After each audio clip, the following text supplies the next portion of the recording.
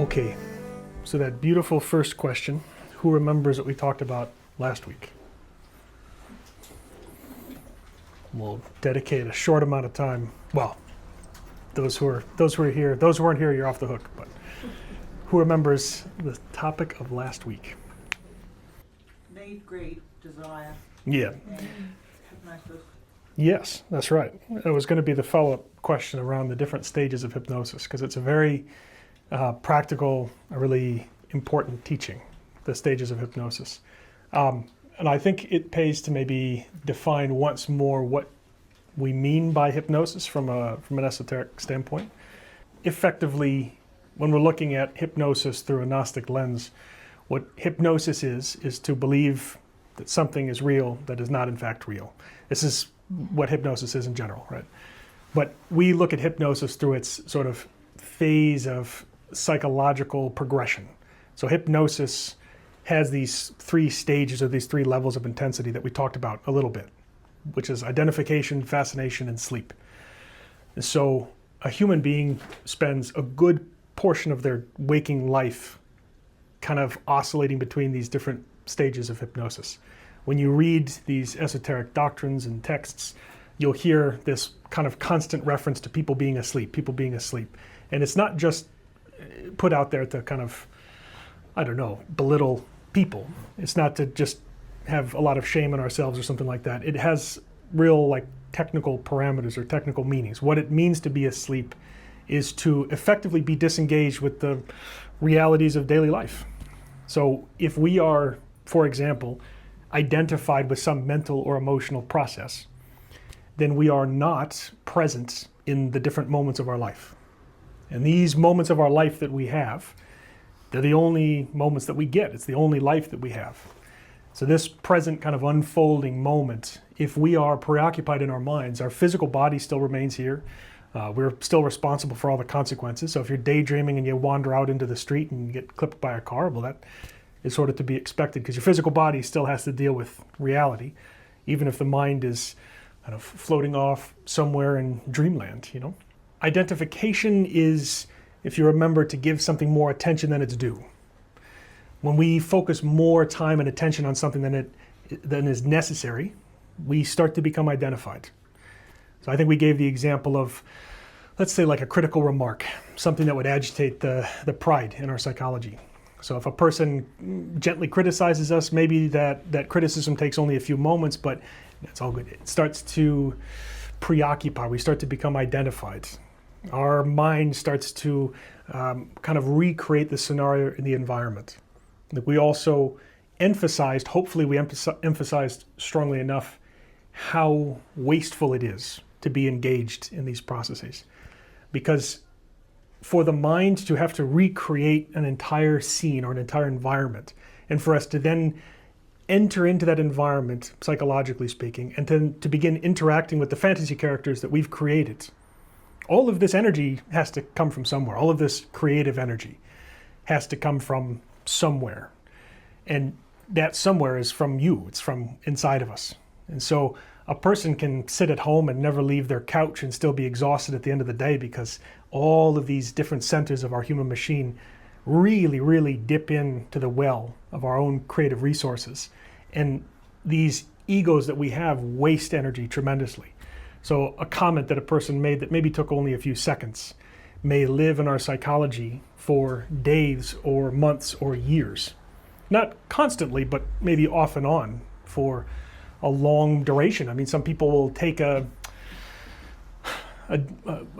disrespectful word or, take a resentment with them all the way right to the grave, which is a really tragic outcome. There was an old samurai flick from the 1950s. I liked. There was a guy who died full of like a lot of revenge and resentment. So he was like cursing the guy who killed him as he died. And the guy scolded him after he died. He said, "It was such a reckless way to die. Such a reckless way to die." As you carry those resentments with you all the way till death, it's a terrible use of our creative energies. We're the ones who are tormenting ourselves from within.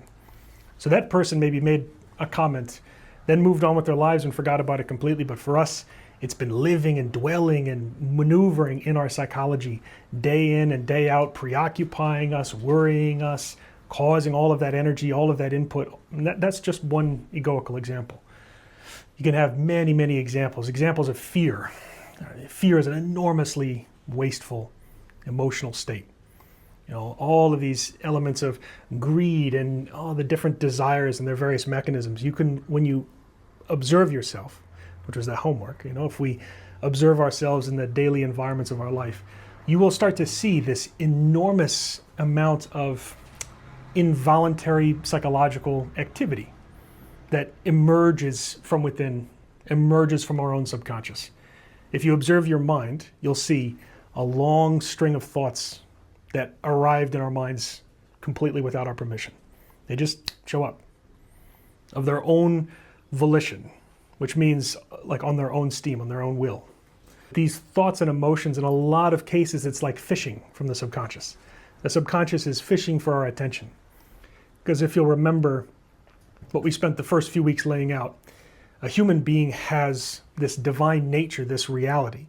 And so what we focus our attention on, we give a little bit of life to.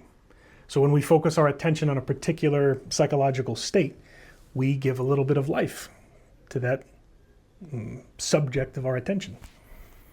It's like if we, I don't know, took this mug, aptly named, right? If we took this mug and started focusing our attention on it, right? Imagine that attention started to give a little bit of an independent life to this mug. That's what we're doing psychologically. So if we get identified with something, we start to believe in something that isn't real, we give it this kind of artificial reality if we spend too much time or too much attention focused on this psychological illusion. We give it this temporary artificial life within us. That's what we call the ego, what has many, many names. But this is, if you want to know where the majority of a human being exists, it exists in the subconscious because through a long progression of time, we lose bits of ourself into these dreams, into these illusions. They chip off pieces of our own soul and it becomes stuck, conditioned, really, really buried in these different psychological elements. And that's why right now, if you were to step back and start to observe yourself internally, you'll see thought after thought after thought that emerges without my permission, coming from its own originating force, coming from its own will, from within the subconscious. Sitting there minding your own business and you think, hey, you remember that thing that you've forgotten about for 10 years but which really bothered you and you're full of, irritation and resentment over? Oh yeah, I do remember that. Oh, and next thing you know, the emotional center engages and it starts to preoccupy and we start to feed into that. And that flavor reappears and it reemerges all over again. And it was, that person, they really treated me poorly. I'm doing a lot better now. You know what I'm going to do? I'm going to call him and tell him about that. Hey, you. Yeah, you remember? No. From the other time. No, the other time. Yeah, that's me. Yeah, well, guess what? You're wrong, buddy. You lay into him or something. And that just happened from where? Where did that come from? It came from within me. So what we need to understand is the experience of life that we have, it's not determined by the external environment. It's one of the great tragic illusions that a human being suffers under. Our experience of life comes from inside. Our experience of life is inside of ourselves. That's where we experience these different impressions of life. They move into us, and it's in our interior, in our own psychological state, in our own internal reality, that the experience of life unfolds. As we talked about it the second week, if we're at a good level of being, the higher our level of being is, well, the more elevated our experience of life is going to be. So if you are at a good level of being, if you are in a contented, happy, generous, kind state, the interactions you're going to have are likely going to reflect that level of being and are going to feed into that level of being. And the person who you interact with is going to leave that interaction thinking, oh, that was really nice, really productive. I want to see that person again. That's good. If we're at a low level of being, there's an old term, it's like to be willing to take offense, where you go out looking for trouble, psychologically speaking. You kind of wake up and you're just prowling around the world looking for a problem. You're sitting in traffic just waiting for somebody to do something. You're sitting at your desk, if you're working in an office or out in the field with your colleagues, waiting for somebody to do something just so I can vent my own subconscious on them. Any person unfortunate enough to cross paths with an individual at a low level of being may find themselves in a difficult interaction. So that low level of being strongly determines how a person is going to experience those events of life. All right, so we've spent some time now in these first 3 weeks trying to give just a baseline description or understanding of what a human being is. And so I think it's important now to dip in a little bit further into what we actually do, or how we do in fact use this physical vehicle. How we use the different centers of our human machine to both receive impressions from the world and also to express our own internal states, to express our own light, you could say. If you're going to look, when we break down the different centers of the human machine, we look at it broken down into 5. So if you were to guess, which one do you think would be the quickest? Which is the most quick, most refined center of the human machine? Go for it. Sexual. Oh! Okay, good.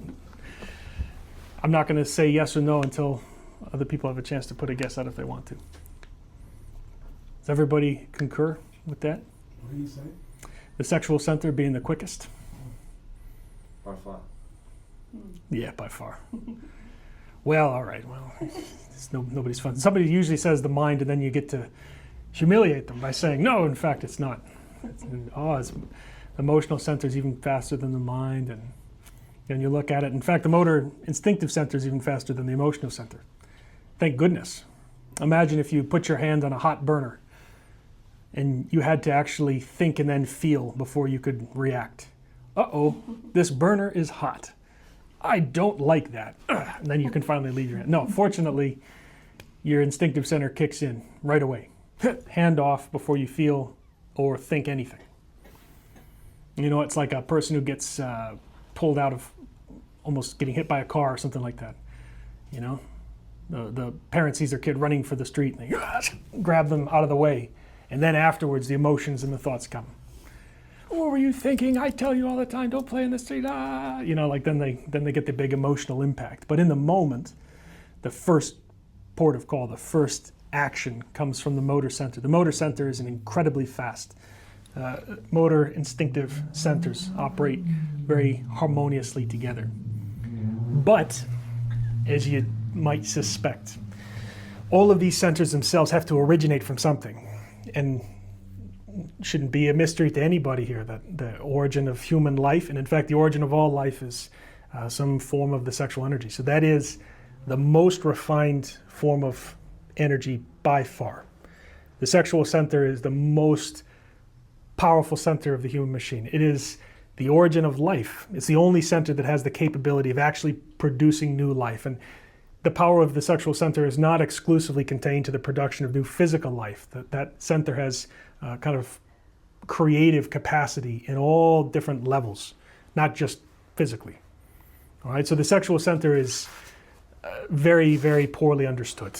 And the different functions of the center and the hidden aspects of sexuality, all these types of things, make up an enormous part of spiritual work and development, because you, in order to develop this essence, in order to develop your essence and work spiritually, clearly we need to be able to understand and work with the sexual center in a more superior octave. We need a different set of tools when it comes to sexuality, a different way of approaching that center than what we find kind of commonly out there in daily life, which is an incredibly, we have a humanity, we live in a humanity that really doesn't understand what sexuality is, and by and large is terrified of it. So the sexual energy is, again, really not well understood. Even at a physical level, even at a physiological level, we know the process that it can create, but we don't know how it creates that process, because the mysteries contained within the sexual center are, we know what happens when the cells begin to divide and a human being eventually results from that process, but what actually initiates that, where that power resides within the sexual energy itself, remains sort of a mystery, because the origin of life is not physical. The physical expresses life. Anyway, I say that to give enough of an indication that this energy, the sexual center, and the energy contained in the sexual center is very important and will be dealt with very, very thoroughly in its own right, in its own time and space. But what we want to start with is the old slow belly, like the real sluggish center, the slowest of them all, which is the intellectual center, and is the real kind of problem child that a person has to deal with day in and day out. So our minds are the slowest of all the centers. And when you, I think, examine that a little bit, you can verify that the mind, you think that it's quick because of how noisy it is, because the mind goes and makes all this noise and distractions and preoccupations and all this kind of stuff. So we think, oh yeah, the mind must be a fast center, but it is. It is symbolized in a lot of traditions as like a beast of burden. In Christianity, it's symbolized by, if you remember, I think the example, the donkey. We gave that example a couple weeks ago when we were talking about Palm Sunday, which is a Christian celebration that's just passed. So Palm Sunday is a very, very important stage of development in the spiritual path, which is the mind coming fully under the dominion of the Christ, and the palm fronds, and that marvelous religion symbolize peace. And so that ceremony that the many Christian movements celebrate in Palm Sunday, that is signifying a very important stage of spiritual development in which the mind is reclaimed very completely by the intimate Christ, or by that Christic force. Now, don't worry too much about that. We're just going to look at the mind more from its psychological aspects, because the mind has a lot of functions.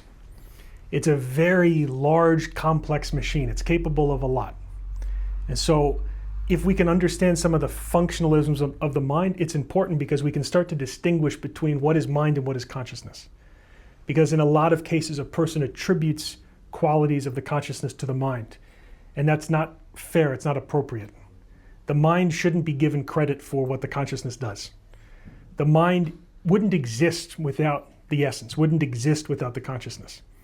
But a lot of people, because we don't really understand the distinction between the essence and the mind, we kind of combine the two, and we get all confused. We get identified and preoccupied with what we have in our minds. And it identifies us, meaning it takes over our identity.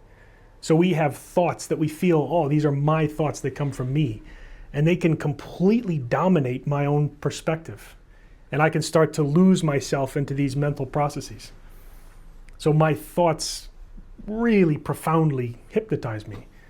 And if we can understand how the mind works and its different functions, I think sometimes that helps to say, wait a minute, this is my mind behaving in a certain way, not me. This is my mind, not myself. So in terms of some of the functions of the mind, what are some things that a mind does? If you're going to look at it like a big complex machine. Compares things? Comparison. Beautiful. What else? Plans. Plans. Projects, I'll say too. Beautiful. Deals with the world Ooh. in different ways. Interesting. The left and the right brain deal with the world Yeah. in different ways. Processes. Yeah, that's a good way to put that. Yeah. What do we start the week with? Who remembers what we talked about last week? Memory. Huge function of the mind. It's the warehouse of the mind, isn't it? It's largely responsible for giving us this funky little illusion of time. I'm not going to indulge myself in too much of a sidetrack here, but time, it really doesn't exist the way that we think it does.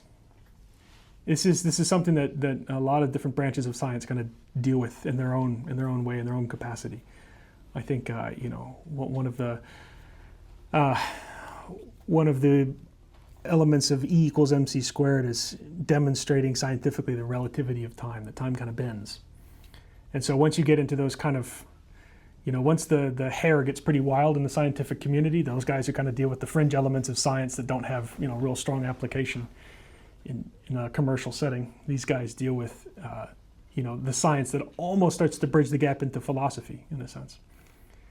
In quantum mechanics, you have this assumption that needs to be made that something trends towards. It says a lot of interesting elements. I'm not going to paint myself into a corner with, because I am not, profoundly not, a scientist, right? There are other Gnostic missionaries who are. We had two beautiful friends who were very accomplished scientists, and we always used to like listening to them give their talks because they were able to use that language a bit more thoroughly. But yeah, that relativity of time does not exist the way that we think it does. The past, we are profoundly conditioned by this illusion of past. But the past doesn't exist the way that we think that it does. Neither does the future.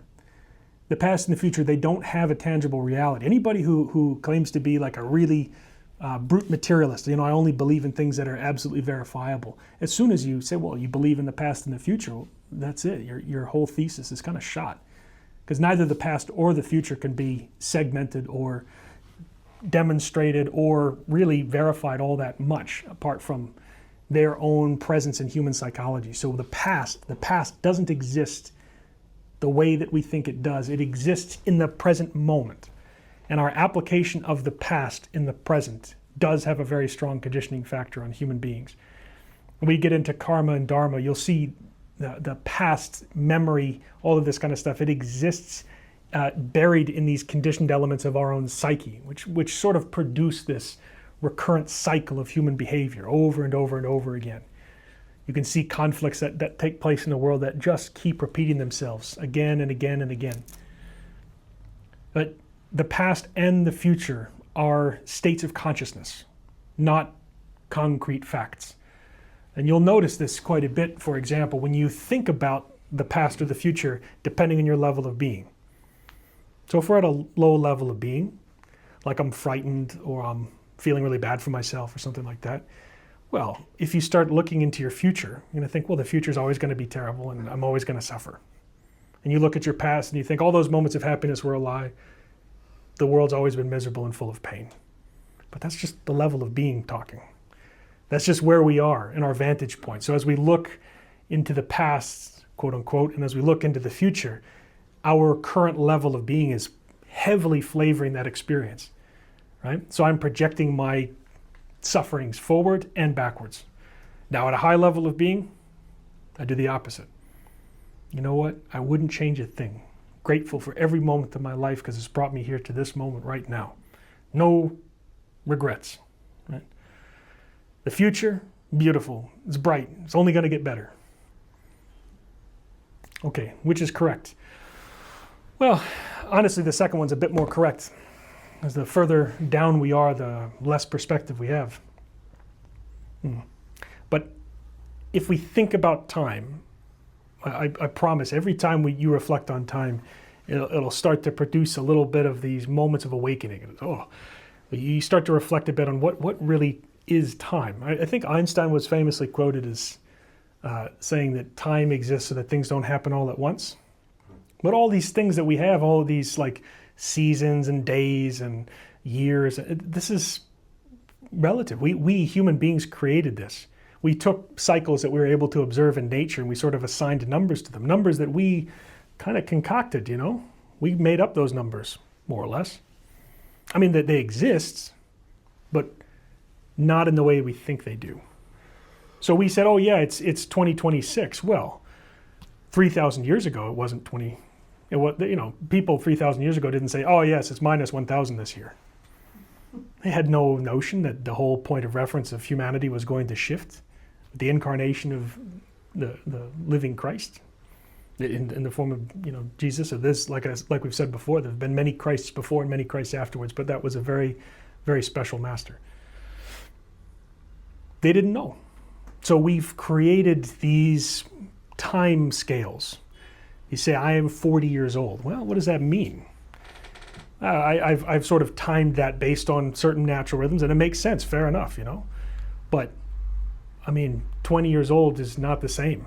One person who's 20 and another person who's 20, you can have vastly different levels of maturity and capability and understanding and experience. It's time is, it's also imperfect. We have the months, and the months are a little bit political, so sometimes you get somebody who gets in there and they want to push an extra day into their month, and it was at a time when they had enough authority to do that, and then you have the leap year to try to stop things from skewing off over the centuries, and now there's a leap second that comes along every couple of years as well because we were continuing to slip too far. So it's not perfect, is it? We created that. You understand? Human beings created this. It's not written in nature. And we created it, and it's important, and it helps us organize our lives. However, it's not real in the way that we think it is. Time is something that conditions us here very much at this level. If you ever wake up in your dreams, if you ever become aware that you're dreaming, you'll notice one of the beautiful characteristics of the astral is that it does not have the conditioning factor of time. The astral is outside of time. That's why clocks behave very strangely in that dimension quite a bit. And that's why your senses, a lot of people have really beautiful lived experiences. You can fall asleep for maybe just 10 minutes, but live days in the astral because the time there works very differently. It's also why a lot of people talk about eternity when they speak about death or when they speak about purgatory or whatever it is. Because when a person dies, they go outside of these dimensions. They go into the astral. So I said I wasn't going to take a huge detour and talk a lot about time, but you didn't stop me, so I continued. So time, I warmly invite people to reflect on this. Because our memories, which is this huge functionalism of our minds, they are conditioned by our perception of time, and our perception of time isn't definitively real the way that we think it is. I'm not saying that time doesn't exist, it does exist, but our relationship to it is flawed. We think of it as something that is this linear path that's behind me. I am a product of what came before me and blah, blah, blah. And it's sort of true and sort of not, because the past, it literally doesn't exist. It exists inside of us, but it doesn't exist outside anymore. Neither does the future. Human beings who fail in the awakening of consciousness, who fail to keep their consciousness free of these conditioning factors, end up stuck in these lower natural cycles. And we end up, in many cases, repeating those same mistakes. We get stuck, we get psychologically imprisoned, which is where you find human beings now, as we've talked about, a whole planet that doesn't know who it is or what it's supposed to do. If we ask that question, how is it that human beings have forgotten who they are and forgotten what they're supposed to do? What didn't happen all at once.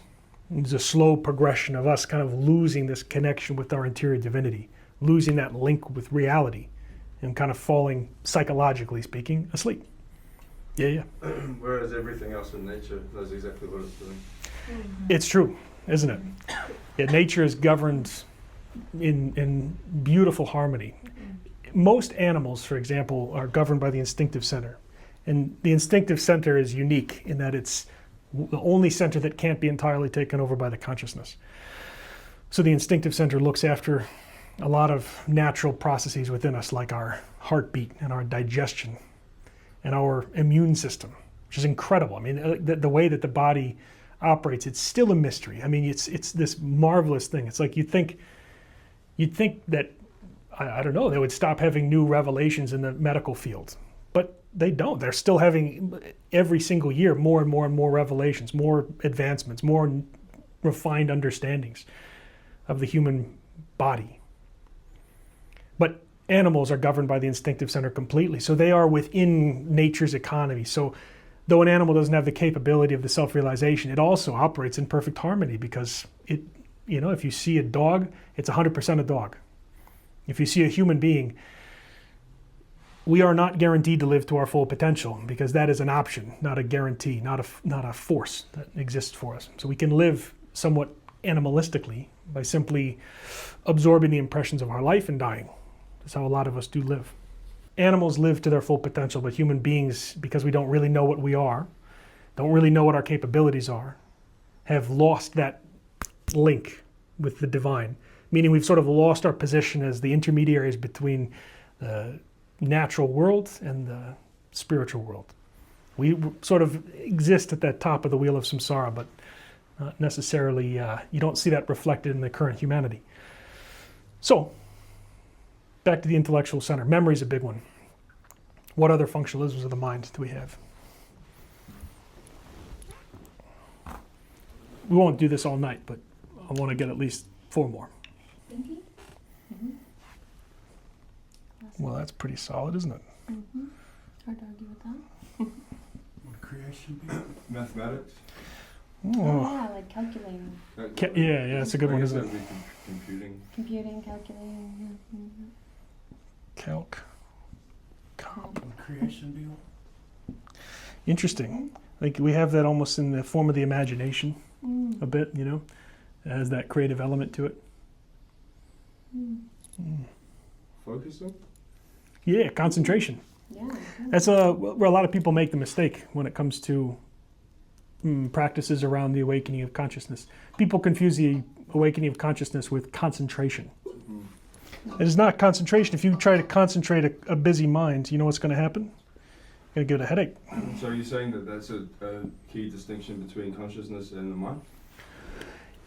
It's more that concentration is a mental process. And I think when people first get the concept of, oh, I need to be in self-remembering, or I need to try to be more present in my life, we maybe mistake that concept a little bit and just try to focus on everything and not, we get stuck in this whole battle of the opposites. I'm going to try to stop my mind from thinking. We talked about this before. There's in fact, a talk that can be dedicated to this called the 4 Ways. But that way of the yogi where a person really dedicates a lot of that time and that energy to controlling the mind. The problem with this is we're just sort of dealing with a byproduct of the subconscious. So the mind is busy because the subconscious is full of our, pieces of our own soul, which we call the ego. And so our minds get very, very busy. And so when we try to concentrate a mind and from our own subconscious, it's being perpetually distracted and bombarded. What we're going to do is exhaust ourselves trying to control this beast of our minds. Being a constant state of tension. It's like having a dog on a leash and it's pulling. You might get really strong and capable of holding on to that dog. And you might be able to hold on to it for minutes or even hours, but eventually you get tired and it pulls away. And so even if you're able to hold on to that dog, it's never, I don't think, quite fair to say that that dog is under your control. It's still one that's desperate to get away. And so this is this battle that we have with our minds. And so when a person makes these efforts to be in self-remembering, the first thing we do is we try to concentrate the mind. And you'll notice that that'll just fatigue us. It's exhausting. As when they have to do long surgeries, for example, the surgeons have to focus so intensely. I remember we have a couple of friends who are in the medical field, and one of them was a doctor who was speaking about in his residency, a person came in with like a traumatic injury, and they needed a tear stitched somewhere around the heart, and they had to actually time the stitches with the beat of the heart. And you think about the concentration that would have had to go into that, to not go, oops, right, lost, to actually time the stitches, ba-boom, ba-boom, ba-boom, with the beat of the heart. I'm not a medical professional. Don't ask me what that procedure was. I don't know, but he was talking about it, sharing that, for him as a, medical student, witnessing this, this marvelous concentration, the marvelous precision of the surgeon able to stitch, that requires a perfect concentration. No preoccupations. If that surgeon is sitting there thinking what I'm going to have for lunch later, not a chance, right? Preoccupied with what somebody said the day before. I can't believe they said that to me. I was so irritated. No, they are absolutely present in that moment out of necessity. But that's a difficult state to maintain because the mind is so bombarded by the subconscious. Eventually, we get exhausted trying to keep our mind under control. Sorry, B, you were going to say something? I was just going to say they're going to need a nap after that shift. They do, and in fact, in long surgeries, sometimes you'll get a really long procedure that requires multiple shifts of surgeons, which is just, to me, is amazing. It's amazing how short procedures are sometimes, and also how long they are other times. Like, my brother-in-law is another missionary, just had his knee replaced, and it was like an hour. I mean, the recovery will be 9 months, but the procedure itself was done. It's amazing, that level of concentration. But that is controlling the mind. That is not self-remembering. Self-remembering is to bring a kind of awareness of what's happening inside of yourself and what's happening outside of yourself. If your mind wants to think, it thinks, but you don't get carried off with the activity of the mind. It's a very, very important distinction. The way I would describe this emotionally is, imagine you get home after a long day, the sun's setting, and you go and sit out on your back porch with a cup of tea. You drink that sort of thing, and you sit down, and the sun's setting and the birds are chirping and it's quiet and it's peaceful, and you're present in that moment looking out at the world. That's the romanticized version of being in the moment, isn't it? You're there, you're present. Your mind might be thinking, but the thoughts aren't really interrupting your presence. You might be having a series of, well, there might be some emotional state to that, but generally speaking, if you're content, the emotions are pretty receptive, pretty passive. All right? And so you are aware of what's happening outside of you, and you're aware of what's happening inside of you, and that includes the activity of the mind. So trying to control the mind is not self-remembering. Trying to force the mind to do this, that, or the other thing is not, that's not, to be conscious. Imagine it's like almost being a good leader within your own human machine. A good leadership is not forcing all of the people to do something. Like, let's say you're a boss or a manager. Good leadership is not terrifying and controlling every movement of your employees. That would be very distressing. That would be what they would call a toxic work environment, probably. Right? But good leadership would be, I don't know, orienting everybody towards a common goal, and everybody operates in harmony towards that goal.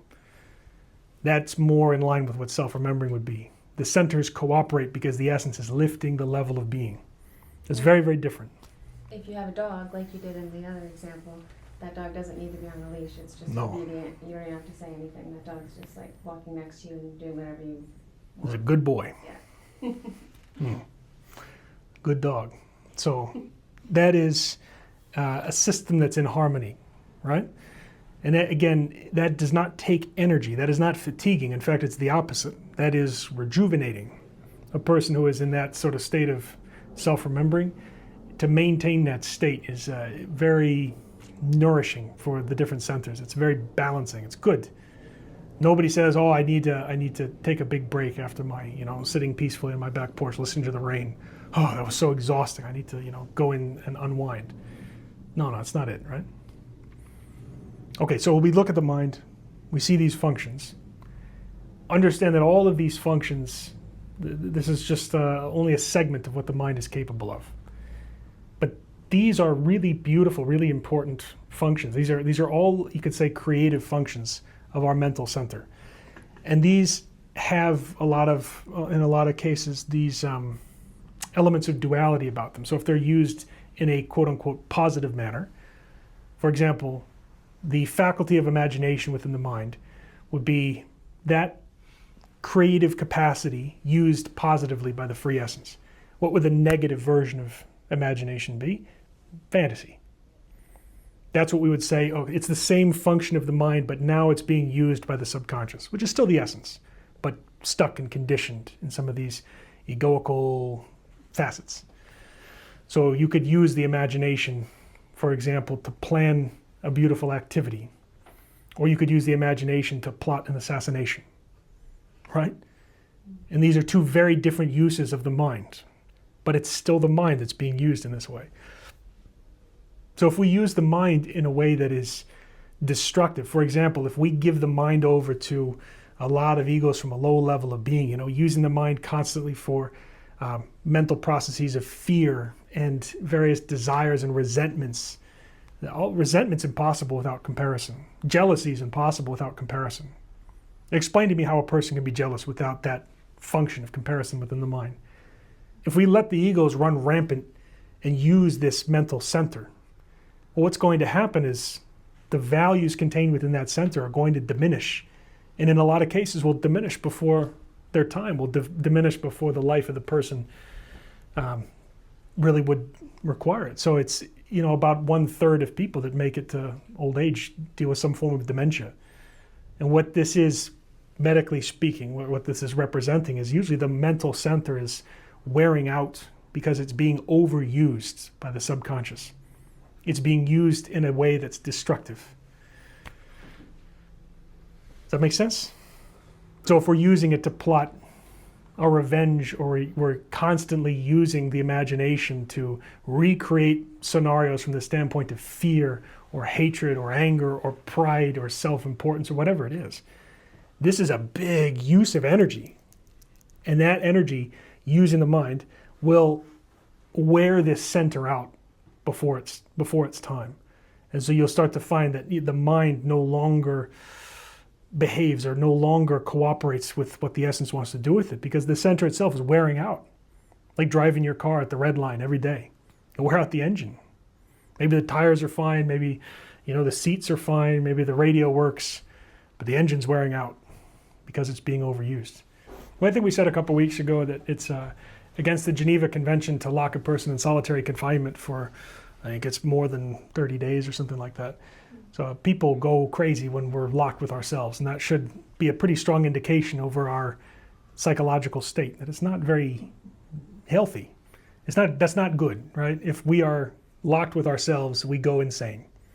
That's a good indication that, yes, we have a lot of our psyche that's stuck in these conditioned elements, and so we need to, from a spiritual development standpoint, we need to work to try to save and salvage our own soul. We have to start dealing with these egoical crystallizations that we have in our subconscious. So this is looking at the use of the mind. The mind is used all the time, constantly. Don't be too carried away. Like, the mind is a beautiful tool. If it wasn't necessary, we wouldn't have the mind. It wouldn't be created. The mind is very, very necessary. And it's needed for us to be able to interact with the world. We need concepts. We need to be able to receive concepts, to remember things, right? We need to be able to have access to all these beautiful functionalisms of the mind. But we also need to recognize what happens when this beautiful, powerful, creative engine gets placed in the hands of the subconscious. Because you don't have these incredibly destructive plans, these Machiavellian plans of world domination and destruction and political ideologies that cause the deaths of millions of people or the suffering of millions more. These things also originate in a mind that is at the service of the subconscious, a mind that is being abused by the lower aspects of a human being, by the ego. Ego of pride can do terrible things to the mind. That arrogance, that sense of self-importance that places me above everything, above every other person in the world. That level of selfishness that would destroy the entire world before I would be destroyed, before I would allow my image to be damaged. I think in his final days, Hitler gave the order to destroy Germany, the nation, to destroy like civilian infrastructure, saying that if they cannot win, they did not deserve to have a country. And fortunately, even the upper brass of the Nazis had had enough of Hitler by that point and didn't carry out those orders at the end. Otherwise, it would have prolonged the suffering for the German people even longer. The recovery of that nation could have been postponed by decades, maybe. If he had carried that out, maybe thousands more, tens of thousands, or hundreds of thousands more would have died, destroying their own country. Imagine that, one man giving that order, destroy this. That is the arrogance, that is pride taken to the nth degree. We have that, but we don't have, fortunately not everybody has that much power, but most people do possess pride. Most people possess anger, most people possess arrogance and selfishness, but we don't all possess dictatorial authority, Sometimes maybe just in our household, little petty tyrants rather than national tyrants, right? The mind, when it's given over to the subconscious, does enormous damage. There's enormous damage, not just to the world, but also to ourselves. It blinds us. It becomes an instrument that keeps us asleep. So when you try to work in the awakening of consciousness, you find very correctly that the first thing you encounter is your own mind. You go close your eyes and all of a sudden you're bombarded. Ooh, a wave of mental activity. Even physiologically, you can see, you try to focus on, let's say a meditation, you focus on an esoteric topic and you feel a physiological resistance. I always thought that was very interesting. The subconscious itself can rebel against studying spiritual things, doesn't like it. Sometimes. But, if you were watching a movie or, partying at college, you could be awake till 3 a.m. Sorry, university. You could be awake till 3 a.m., but, 9 p.m. when we sit down to do a meditation, I'm so tired, because the body rejects it. The body attacks or rebels. The resistance is in the blood itself. So it's not just in the mind, but it's in the other centers too. But looking just through the context of the mind. This is a beautiful creative tool that we have, but it is being very heavily abused by our own subconscious, and we're the first victim of that. We're also responsible for it. But don't get too carried away with like, oh, I'm a victim. How dare you, mind, right? No, I'm also the perpetrator. I'm victim and perpetrator. But when you work in the awakening of consciousness, the first adversary you encounter, it is our own mind. The perceptions that we have in the mind. It's so hard to learn new things because of this functionalism right here. Comparison. Oh, I know this teaching. It's just like this teaching. Oops. What have I just done to myself? I've taken the unknown, potentially, and I've linked it with the known. I know you. You're just like this other person that I knew that was similar to you. You think, hey, wait a minute. Whoa. I thought I was really special and unique and beautiful. You were just like this other person I knew. I hated them. I hate you too. Well, that's not nice, is it? We can have that. Associations. I don't like so-and-so. They have this quality and characteristic. Hey, do you know that person? Nah, but I know 1,000 people like that person. It's rough, isn't it? That's our minds doing that. How can we learn something new if our mind is the intermediary between the world and our consciousness? The mind should be a tool of the consciousness, but it in fact is almost dominating the consciousness entirely. So rather than us riding upon the donkey, or if it was Hinduism, often the mind is symbolized as the elephant. It's another term, or the monkey, sometimes depending. How rather than us riding upon the elephant or riding upon the donkey, it's like the donkey's on our back, or the elephant's on our back. The mind dominates the consciousness. It's so we live in real fear of our minds, because what happens if I get stuck in a particular concept? I have fear of my own skepticism. But we have a mind, so of course we have skepticism. So I see a doubt in my mind and it terrifies the essence, because what happens if my mind won't allow me to accept this reality? And I can't accept it because my own mind says, no, you're not allowed to ponder this mystery. That's silly. You stay miserable and asleep. My own mind does this to me. And not just mine, but you know what I mean. Everybody's mind. I don't have a uniquely animalistic mind. We all do, right? We live in a bit of that fear, you know. You can see all these concerns. We live in fear of our own subconscious. What happens if I become depressed? That's a real concern, because that subconscious can surge up and actually overtake the will, can dominate the emotional center, so much so it can even threaten the life of a person. Can you imagine that? Of course, we can. We have it inside of us. You can see people. I remember I worked in the mental health field for some time. I was in a juvenile drug court, and before that worked in like group homes and things. So you dealt with people who are under a lot of distress and very hard situations. And you could see, you know, people who were, their own psychology was threatening their life. People who are having to, you know, be given tools and help and support to try to stop them from taking their own lives in some cases. That's a terrible situation to be in. A person's actual life is threatened from within. And you can feel the people, you know, some people were nervous, didn't know how to deal with that, didn't know how to handle that in a lot of ways, because we can feel that risk or that capability inside of myself too. We have that.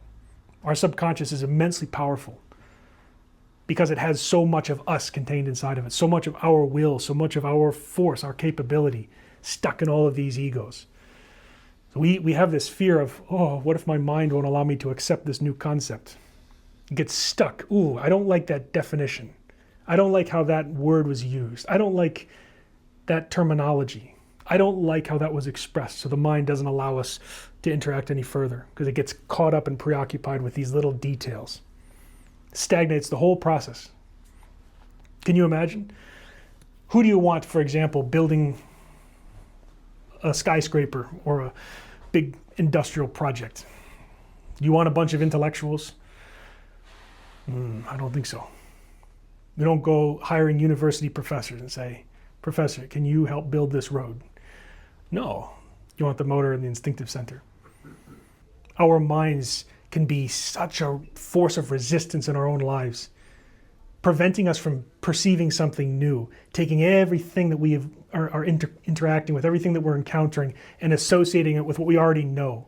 meaning it's keeping us in darkness, keeping us asleep, keeping us preoccupied, not allowing us to actually live or to be engaged with our own life.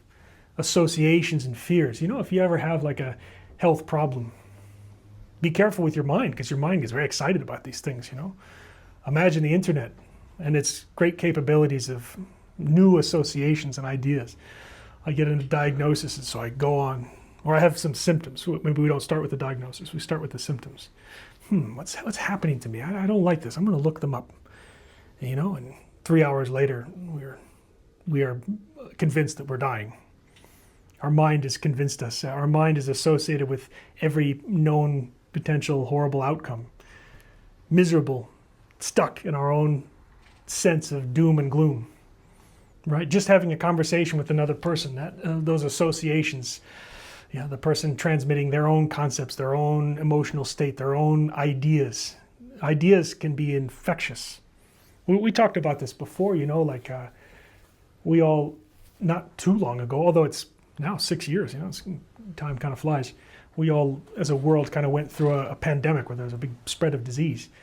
But before everybody kind of interacted with the virus physically, long before that, people interacted with it mentally and emotionally. So if we want to think of like the most transmissible disease, if you want to actually expand the definition a little bit further beyond just the physical body, the most transmissible diseases are negative emotions. A mental pandemic far precedes physical pandemics. Long before a person's body actually has to deal with the results of the disease, whatever those results are going to be, psychologically they've had to deal with those results.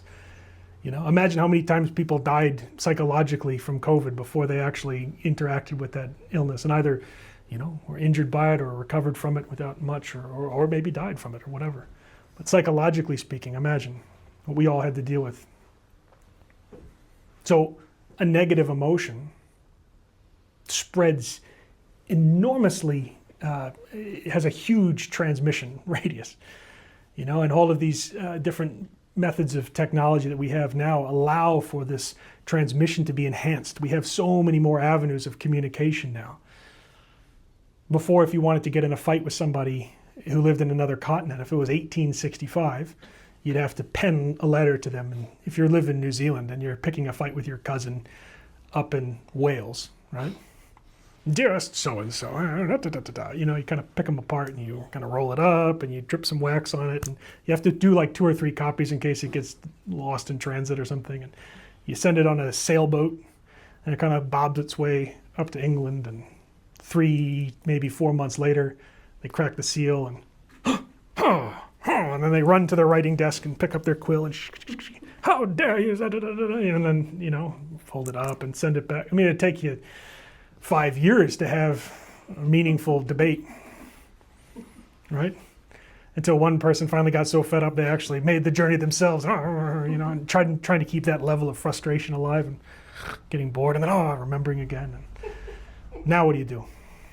Pick up the phone, FaceTime them. Hey, stupid, and you can just launch right into it. No time at all. No problem at all. You want to spread negative emotion? Done. Maybe even to millions of people. Easy. So, now we have a lot more physical immunity than we do emotional immunity, you know. We're a lot more resilient. Our bodies are, because of the intelligence of the instinctive center, I think, you know, our bodies are a lot more resilient than our emotional centers or our minds are. Our minds are very weak. We're very susceptible. We've talked about it the last few weeks about this lack of real deep understanding of who we are. It's our own identity is on shaky ground. You know, our own identity can be displaced by a strong concept. So think about it, our minds become so disturbed that it actually changes our whole perception of ourselves. I mean, it's astonishing. This thing, this beautiful creative center that should be ours, that should be a tool of our consciousness, a creative tool to bring beauty into the world, has been turned into this, I don't know, destructive force, this imprisoning machine. This thing that keeps us asleep, that keeps us afraid of our own psyche, afraid of ourselves. But it's our minds, you know. Our minds, we live in fear of it's like being afraid of our car, Yeah. So we need to understand what the mind is, and also really understand that this mind doesn't exist without us. We need the mind, but also we need to try to rescue the mind from the subconscious a bit. We need to try to give the mind a break. And there's an important concept that we have in Gnosis, which we refer to as mental hygiene. If, we hopefully look after ourselves physically, brush your teeth and floss and wash and all that and feed yourself and yada, yada, yada. But when we look at ourselves psychologically speaking, we also need to practice a bit of mental hygiene. Like I said before, our bodies are quite resilient. In many ways, a lot more resilient than our minds are. And yet we subject our minds to a lot of tough impressions. A lot of impressions like with all these, this isn't a phone, but imagine this is a phone. Right? Through these little screens, we have the ability, every person has the ability to transmit impressions. And if you are at a low level of being, if you're full of anger, if you're full of hatred, if you're full of fear, if you're full of ill will, whatever it is, you can capture those sentiments and transmit them. And we can absorb them. We can be driven to absorb them. Our subconscious consumes that content. How could they do this? That sense of injustice or that anger or preoccupation, whatever it is. We can pour these impressions into our minds. Pouring impressions of violence and hatred and jealousy and fear over and over and over again. And our minds become this like feeding trough for our own subconscious. So one of the ways of having a bit of mental hygiene is actually giving our minds a break, not just from our own subconscious, but also from the subconscious of humanity as well. Recognizing, okay, I can have a mind, and I don't need to be preoccupied 24/7 with the subconscious of the world, When I remember a statistic I liked when I went to uni ages ago for criminal justice, which is what they called the course that you would take to be a cop. I am not a cop, I just kept the haircut and chose a different course of life.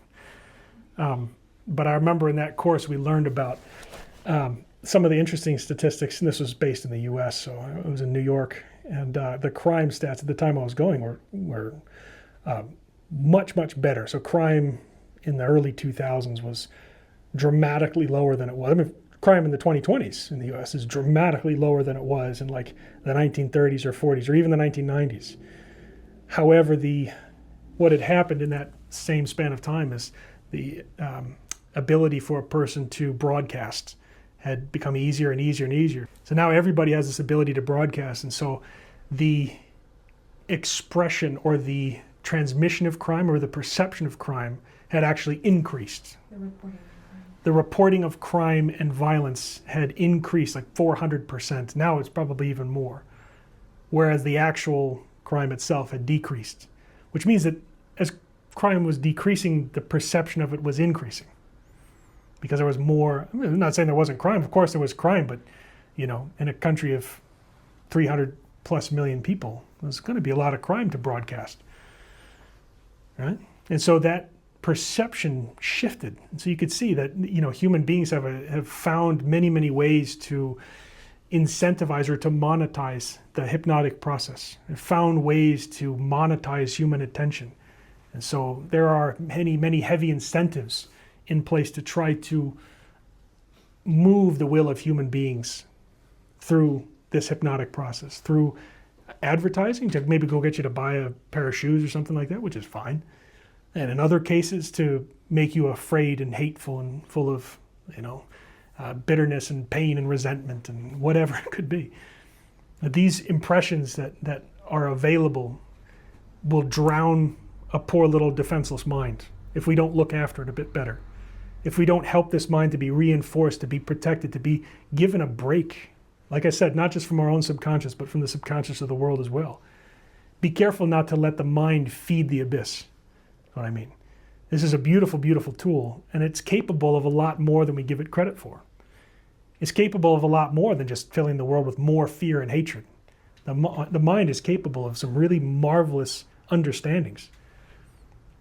Like the mind and the imagination the same mind and imagination that can be used to destroy or to go to war or to plan an invasion or something like that, that same mind can be used to elaborate teachings of compassion or freedom or liberation. Like the same mind can be used to grow and expand a spiritual doctrine to help liberate the souls of human beings. A Christic mind, you know? I don't know. Like you can have one mind that's put to the use of the subconscious and another mind that's put to the use of the higher parts of the being. So we have to be cognizant. We have to understand what is the mind, what are its capabilities, what are its functions, and then how is it being used? How is it being affected by us and by our environment? What environments are we putting ourselves in? And with all of these, devices that have kind of made their way into our lives, what are we allowing to pour into our own minds? And to start to take a little bit of responsibility over looking after our mental hygiene the way that we would our physical hygiene, right? You have the option to go and just eat gummy snakes for breakfast, lunch, and dinner. You can do that. But you'll get sick and probably die. I don't know. Like there's probably not enough nutrition in gummy snakes to keep a human being alive for very long. You can do that, but your body suffers as a result.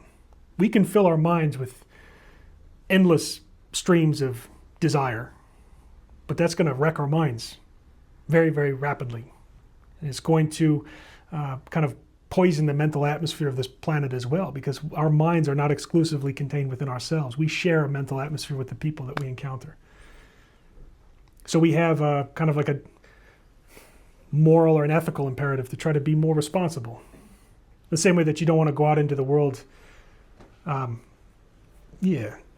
behaving in a really poor manner. You have to think about that not just from a physiological or physical standpoint, but also from a mental standpoint. All right. So I think we've covered that center nicely. Like I said, we're not going to go through all the centers tonight, so don't worry. We'll I think we can sort of reach a natural conclusion pretty soon. But I think it's good just to lay out the functions of the mind, how it's used, its necessities, and also the consequences of the abuse of the mind. In Gnosis, we call the values that the centers have vital values. There's a Tibetan term for it, which is Bhavan Candlenauts, which is like the vital values that the centers have. Because of the many lives that we have, we will have maybe a surplus of values in one center or another. Some people have a huge, physical strength, like a huge surplus of energy and values in the physical body, really, really predominate in the motor instinctive center. Other people have this huge emotional capacity.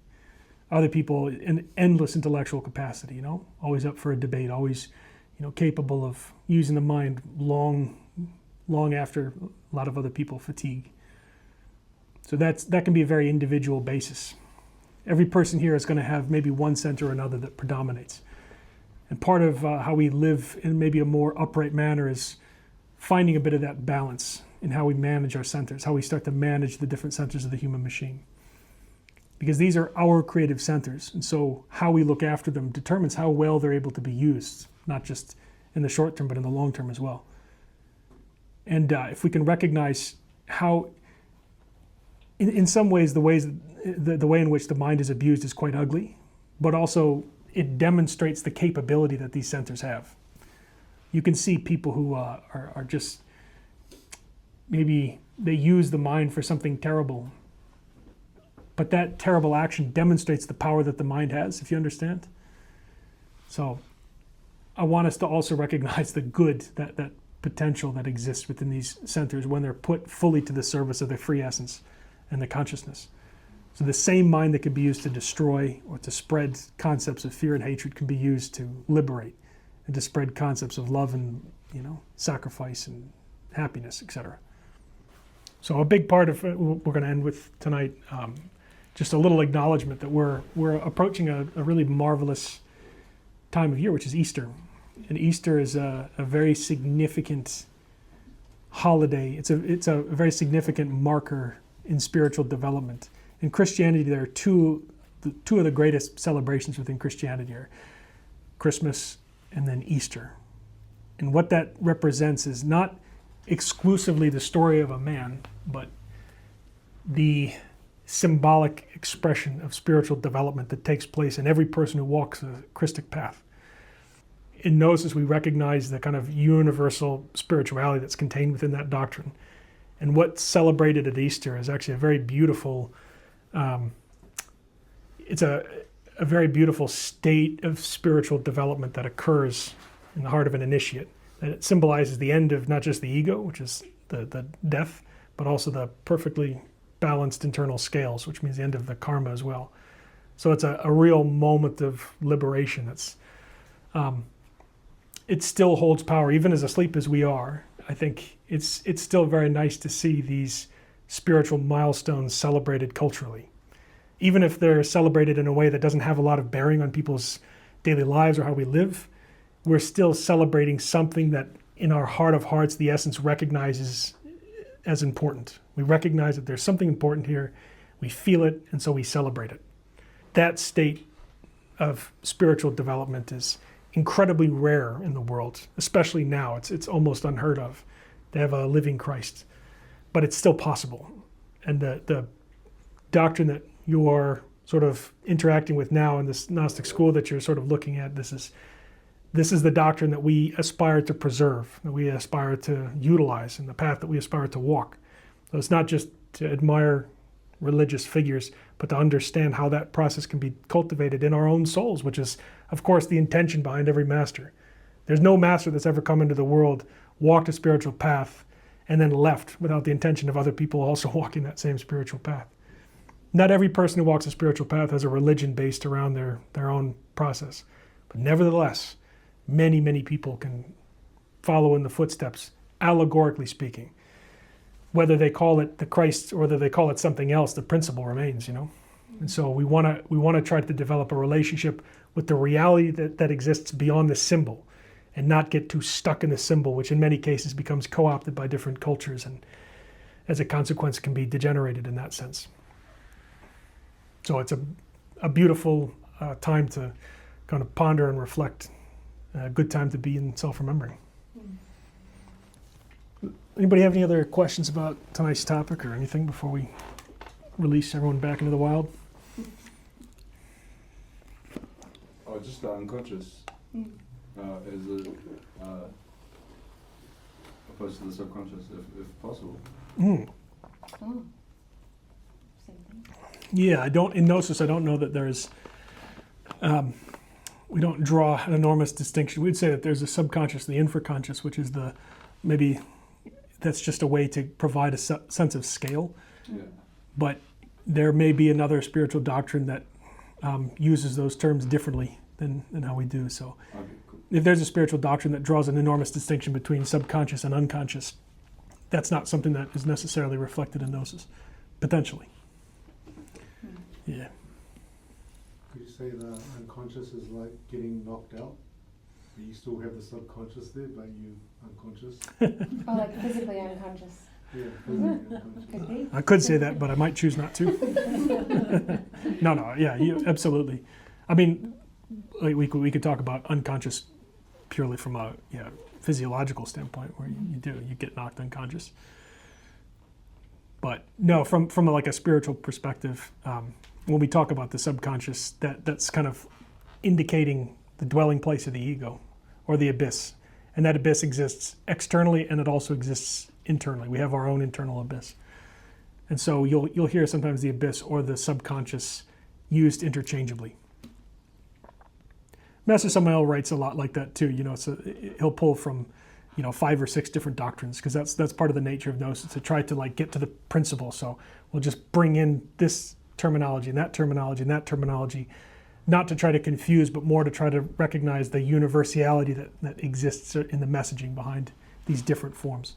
Because if we're talking about spiritual truth, it has to be consistent. So there is reality and there's truth, and then there's the human attempt to try to illustrate or indicate that reality, and that's going to differ dramatically. Hence this perception that we have that there's 1,000 different religions and spirituality. So there's not 1,000 different paths back to the divinity, it's just the one. But we have 1,000 different ways of illustrating it.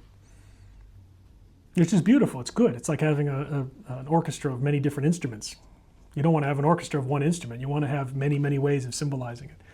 You remember we said that in the first week. It's like when a spiritual truth emerges within a particular part of the world, it becomes cloaked in whatever culture it emerges within.